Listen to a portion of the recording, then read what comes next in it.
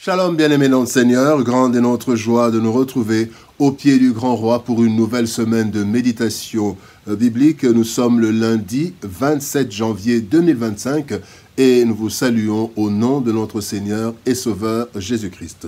Pour notre méditation de ce jour, nous allons lire un texte dans l'Évangile selon Luc. Luc chapitre 12, verset 15 dans deux versions.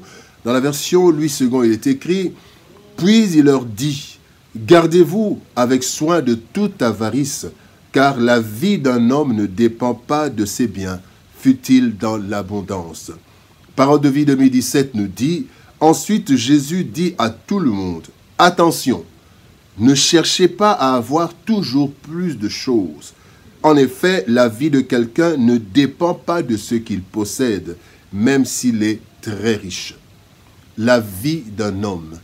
La vie d'un homme, tel est le thème de notre méditation de ce lundi 27 janvier 2025. Bien-aimés dans le Seigneur, l'être humain est la créature supérieure de Dieu et sans conteste la plus merveilleuse. Tous les hommes ont la même valeur aux yeux de Dieu, ainsi que le dit Deutéronome chapitre 10, verset 17, qui dit « Le Seigneur votre Dieu ne fait pas de différence entre les gens. » Cependant, les hommes font des différences sur base de différents facteurs, sur base des avoirs divers, d'où les différences, les concurrences, les complexes, les jalousies, etc. Le texte de ce jour nous interpelle quant à la vraie valeur de la vie humaine, de la vie de l'homme. En fait, Dieu nous enseigne que la vie de l'homme ne dépend pas de ses avoirs, quelle qu'en soit la quantité. Cela est capital à savoir, car ainsi les hommes pourraient considérer plus l'être que les avoirs. Voici en quelques points ce que la vraie valeur de la vie d'un homme. Premier point, image de Dieu. Image de Dieu. Genèse chapitre 1er verset 26, la Bible dit « Puis Dieu dit, faisons l'homme à notre image, selon notre ressemblance, et qu'il domine sur les poissons de la mer, sur les oiseaux du ciel, sur le bétail, sur toute la terre, et sur tous les reptiles qui rampent sur la terre. » L'être humain est la représentation de Dieu, créé par Dieu lui-même. Voilà la première vraie valeur de l'être humain. Image de Dieu. Voilà pourquoi, 1.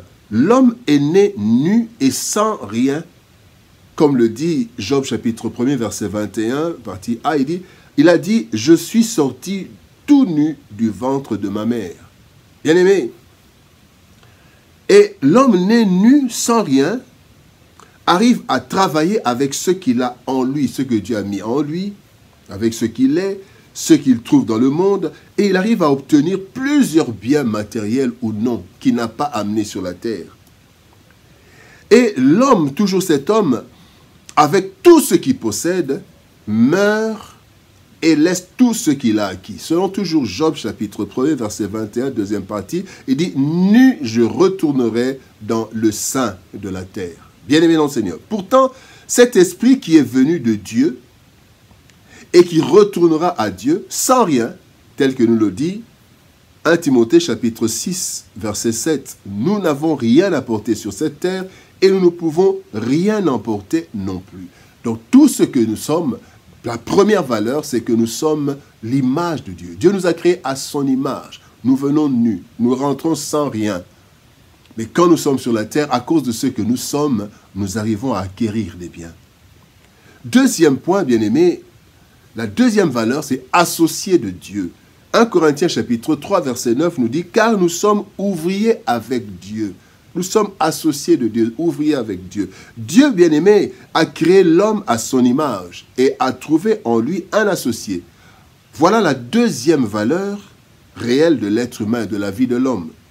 En effet, Dieu a décidé d'associer l'homme à tout ce qu'il fait sur la terre.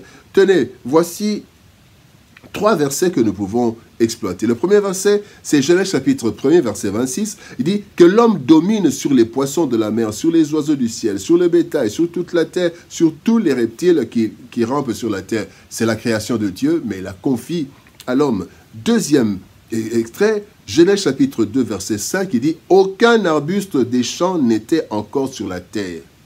et aucune herbe des champs ne germait encore. Pourquoi?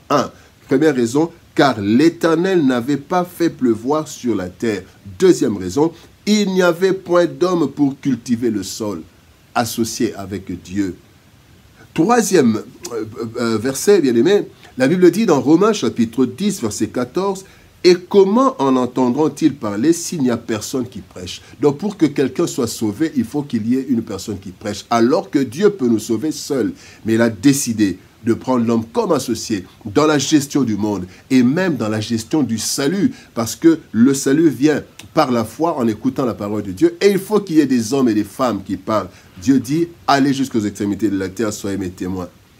Bien-aimés, être associé à l'œuvre de Dieu est une grande, très grande valeur qui dépasse le fait d'avoir beaucoup de biens. Donc, bien-aimés dans le Seigneur, la première valeur de l'homme, c'est qu'il est image de Dieu. La deuxième valeur de l'homme, c'est qu'il est un associé de Dieu. Ici, quand on parle d'associé de Dieu, ce n'est pas seulement le clergé, non. Même celui qui travaille, le militaire,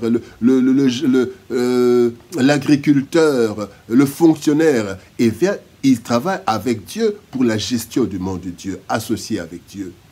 La troisième valeur de l'homme, la vie de l'homme, c'est que l'homme est candidat à la gloire. Ça, c'est une grande valeur. Jean chapitre 3, verset 16 nous dit, « Car Dieu a tant aimé le monde qu'il a donné son Fils unique afin que quiconque croit en lui ne périsse point, mais qu'il ait la vie éternelle. » Le sommet de la valeur de la vie d'un homme, c'est le fait que tout homme soit candidat à la gloire divine.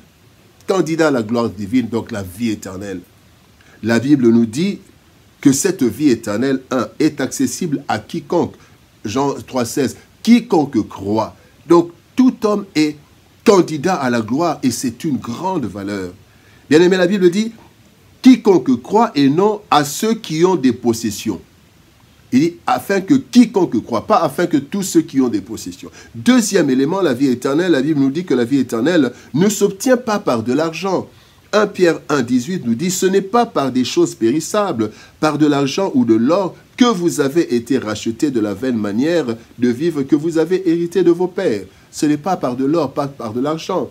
Et la troisième chose, c'est que cette vie éternelle, c'est par la foi et non par les œuvres que nous l'obtenons. Éphésiens 2, 8 nous dit, car c'est par la grâce que vous êtes sauvés, par le moyen de la foi, et cela ne vient pas de vous, c'est le don de Dieu. Bien-aimés, personne n'entrera au ciel grâce à ses avoirs. Le riche, dans Luc chapitre 16, n'a pas pu entrer au ciel malgré toutes ses richesses. La Bible dit, le riche mourut à son tour et l'on enterra du séjour des morts. Verset 23, il souffrait cruellement. Luc 16, 22 et 23. Bien-aimés dans le Seigneur, l'homme créé à l'image de Dieu et à sa ressemblance détient une valeur inestimable, avec ou sans avoir. Malheureusement, plusieurs s'estiment ou estiment les autres par rapport aux divers biens qu'ils possèdent. Pourtant, malgré tout ce qu'ils possèdent, la Bible nous dit que l'homme n'est pas maître de son souffle. Ecclésiaste chapitre 8, verset 8, malgré tout l'argent, les riches meurent comme les pauvres. Et Christ déclare dans Matthieu 16, 26, « Si une personne gagne toutes les richesses du monde, mais s'il perd sa vie, à quoi lui sert-il? Qu'est-ce qu'on peut payer en échange de la vie ?» La vie d'un homme bien-aimé est donc de loin supérieure à toutes les richesses qu'il pourrait avoir. Alors, sachons-le, ne l'oublions jamais, la vie d'un homme ne dépend pas de ses avoirs. La vie d'un homme dépend de Dieu. L'homme a comme valeur image de Dieu. Deuxième valeur, associé de Dieu. Troisième valeur, candidat à la gloire. Prions. Père de gloire, nous te bénissons et te rendons grâce pour ton amour et ta bonté. Merci Seigneur de gloire de nous rappeler, de nous interpeller à propos de la vraie valeur de la vie d'un homme. La vie d'un homme, sa valeur, ce n'est pas les biens. Et plusieurs, Seigneur ô Éternel, croient qu'à cause des biens qu'il a, il est supérieur aux autres. Non, Seigneur, toi, tu ne fais exception de personne. Et tu nous montres, Seigneur ô Dieu de gloire, que la vraie valeur de l'homme, c'est d'être une image de toi, d'être un associé. Tu l'associes pour la gestion de ce monde. Mais aussi, il est candidat à la vie éternelle. Les animaux ne sont pas candidats à la vie éternelle, pas les arbres. Ce ne sont pas les riches ou les pauvres, mais ce sont les hommes. Tout être humain est candidat à la vie éternelle, avec ou sans argent. Aide-nous à comprendre la vraie valeur de la vie d'un homme, afin que nous ne puissions pas nous rabaisser, que nous ne puissions pas non plus être complexés en supériorité ou en infériorité. Aide-nous, Seigneur, afin que, Seigneur éternel, nous comprenions notre vraie valeur devant toi. Bénis ta parole et bénis ton peuple. Au nom de Jésus-Christ, nous avons ainsi prié, Père. Amen. Bien-aimés dans le Seigneur, que Dieu nous bénisse. Shalom, au revoir et par la grâce de Dieu, nous nous retrouvons demain. Bon début de semaine et que Dieu soit toujours avec nous. Shalom, au revoir et à demain.